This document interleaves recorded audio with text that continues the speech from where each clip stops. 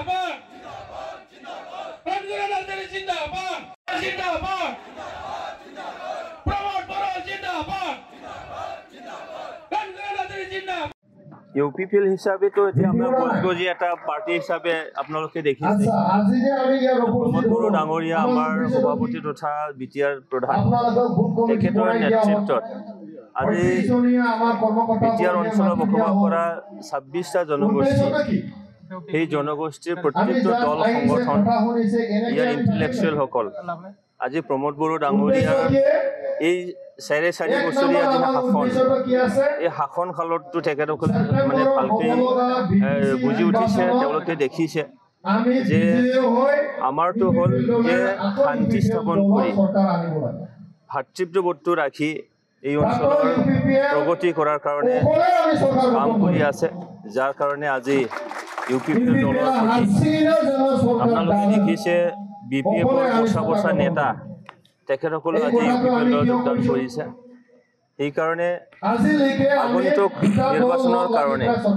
আমি বুথ কমিটিৰ আমাৰ কৰ্মীসকলক আমি সেন্সিটাইজ কৰিছোঁ যে অহা নিৰ্বাচনৰ কাৰণে চবেই যাতে সজাগ হয় আৰু যিহেতু আমি অহা নিৰ্বাচনৰ ভাল এটা ফলাফল আমি দেখুৱাবলৈ সক্ষম হ'ম চৰকাৰ আমাৰেই আহিব কোনো সন্দেহ নাই সেইকাৰণে আজিতো হ'ল যে আমাৰ কৰ্মীসকলক যাতে অলপ সজাগ হৈ আগন্তুক নিৰ্বাচনৰ কাৰণে তেওঁলোকে কাম কৰে সেইকাৰণে এটা বুথ সন্মিলন আমি পাতিছোঁ 40টা সমষ্টিৰ আমি প্ৰত্যেকটোতেই সন্মিলনী আমি পাতিম যোৱা 2 তাৰিখৰ পৰা আৰম্ভ হ'ল আজি পৰ্বতজোৰাত কৰিছোঁ আৰু এনেকৈ পৰ্যায়ক্ৰমে আমি কৰিব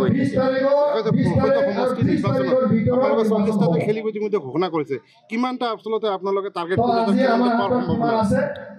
চাওক প্ৰত্যেকটো ৰাজনৈতিক দলেই নিজাববীয়া তেওঁলোকৰ এজেণ্ডা থাকে তেওঁলোকৰ উদ্দেশ্য থাকে আৰু ৰাজনৈতিক দল গঠন কৰাৰ লগে লগে এটা উদ্দেশ্যটো হ'ল যে ইয়াত শাসন কৰাটো ৰাজনৈতিক দলৰ এটা উদ্দেশ্য হয় তো আমিও সাজু হৈ আছোঁ 40টা সমষ্টি আমাৰ যেনেকৈ দলীয় যিখিনি ষ্ট্ৰেংথেন আমি কৰিব লাগে এইখিনি আমি কৰিছোঁ আৰু ভাল এটা স্থিতিত ভাল এটা পৰিৱেশত আমি আগুৱাই আছোঁ সেইকাৰণে আগন্তুক নিৰ্বাচনত আমি 40টা সমষ্টিৰ কাৰণে যেনেকৈ প্ৰিপেয়াৰেশ্যন কৰিব লাগে এইখিনি আমি কৰি আছোঁ আৰু এই প্ৰিপেয়াৰেশ্যন আমাৰ একদম চুংগত সেইকাৰণে অহা নিৰ্বাচনৰ কাৰণে যিকোনো পৰিস্থিতি যিকোনো পৰিৱেশৰ মোকাবিলা কৰিবলৈ আমি প্ৰস্তুত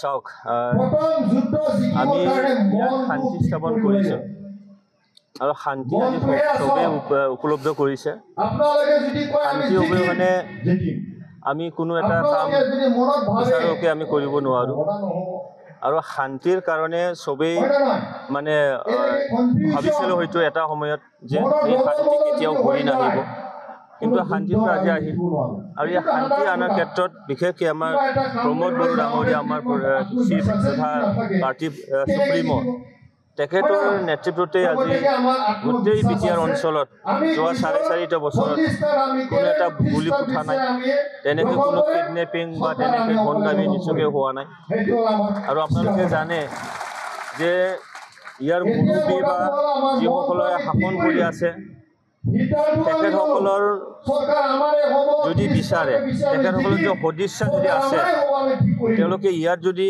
শান্তি স্থাপন কৰিবলৈ মন মেলে শান্তিও অৱশ্যম্ভাৱী আহিব তো আমি দেখিছোঁ যোৱা 15-17টা বছৰত ইয়াৰ শাসককৰ্তাই তেওঁলোকে বিচৰা নাছিল যে ইয়াৰ শান্তিটো বাহাল হওক তেওঁলোকৰ সদিচ্ছাই নাছিল যাৰ কাৰণে শান্তিটো অহা নাই আজি শান্তিটো অহাৰ লগে লগে বিভিন্ন ক্ষেত্ৰত শৈক্ষিক ক্ষেত্ৰতে হওক সামাজিক ক্ষেত্ৰতে হওক ৰাজনৈতিক ক্ষেত্ৰতে হওক আৰু আপুনি অৰ্থনৈতিক দিশতেই হওক প্ৰত্যেকটো দিশত আমি একদম মানে সুকলমে আমি কাম কৰিব পাৰিছোঁ নিজাববীয়াকৈ চলিব পাৰিছোঁ বিজনেছবোৰ কৰিব পাৰিছোঁ এই ক্ষেত্ৰত আমি নাভাবোঁ যে ইউপিপিএলটো এৰি ইউপিপিএলটো মানে আওকাণ কৰি কোনোবা দল কোনোবা ৰাজনৈতিক দলক আগন্তুক নিৰ্বাচনত ইয়াৰ শাসনত বহাব এইটো আমি কেতিয়াও মানে দেখা নাই বা ভাবা নাই। সেইকাৰণে এই গোটেইখিনি ৰাজ্যৰ যিখিনি সঁহাৰি, ৰাইজৰ যিখিনি আশা আকাংক্ষা, এইখিনি UPPL দলৰ প্ৰতি, আমাৰ দলৰ প্ৰধান প্ৰমোদ বড়োৰ প্ৰতি তেওঁলোকে নিশ্চয়কৈ সঁহাৰি জনাব, এইখিনি আমাৰ দৃঢ় বিশ্বাস। দেখা গৈছে যে আপোনালোকৰ লগত বিজেপিৰ লগত যিটো মিত্ৰতা সেইটো কিন্তু স্পষ্ট হোৱা নাই। CM ছাৰে এটা কৈছে আপোনালোকে 40ত খেলিব বুলি কৈছে, আচলতে কেনেকুৱা ধৰণৰ মিত্ৰতা হ'ব? চাওক, যোৱা 2020 চনতো আমি অকলে খেলিছিলোঁ, বিজেপিও অকলে খেলিছিলোঁ। ফাৰ্ষ্ট ইলেকশ্যন তেতিয়াহে আমি মিত্ৰতা কৰিছিলোঁ। সেইকাৰণে মই অলপ আগতে ক'লোঁ যে 40টা সমষ্টিতে আমি একেবাৰে সাজু হৈ আছোঁ। যি ধৰণে পৰিৱেশ আহিব, পৰিস্থিতি আহিব, সেই ধৰণেই আমাৰ কৰিব লগাখিনি কৰণীয় কামখিনি আমি কৰিম। মুঠতে আপোনালোকে জানি থওক যে 40টা সমষ্টিত প্ৰাৰ্থী হিচাপে যেনেধৰণে আমি কাম কৰিব লাগে, যেনেদৰে প্ৰস্তুতি চলাব লাগে, এইখিনি প্ৰস্তুতি আমাৰ একদম চলি আছে। দল হিচাপে তেওঁলোকে সহায় কৰিছে। নৰেন্দ্ৰ মোদীয়ে সহায় নকৰিলে, অমিত শ্বাহ সহায় নকৰিলে এই অঞ্চল কেনেকৈ আনকি আহিব?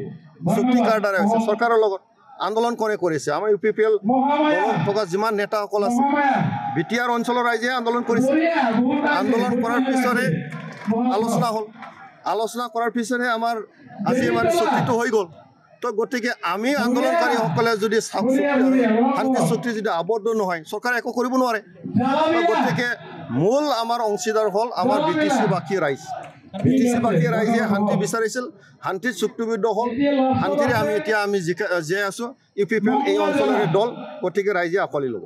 দেখা গৈছে যে বিশ্বজিৎ দৈমাৰী অধ্যক্ষ ডাঙৰীয়াই কৈছে যে হিন্দুসকলৰ জনসংখ্যা দিনে দিনে কমি গৈছে, 5টা 6টাকৈ সন্তান জন্ম দিলে। আচলতে ইয়াক কিমান গ্ৰহণযোগ্য? এই কথাটো মোৰ ওপৰত মই ক'ব নিবিচাৰোঁ। এইবিলাক তেখেতৰ নিজাববীয়া কথা হ'ব পাৰে। এই বিষয়টো আমাৰ বিচাৰধাৰা এই কথাটো আমি নাভাবোঁ আৰু তেনেকৈ আমি ক'ব নাযাওঁ।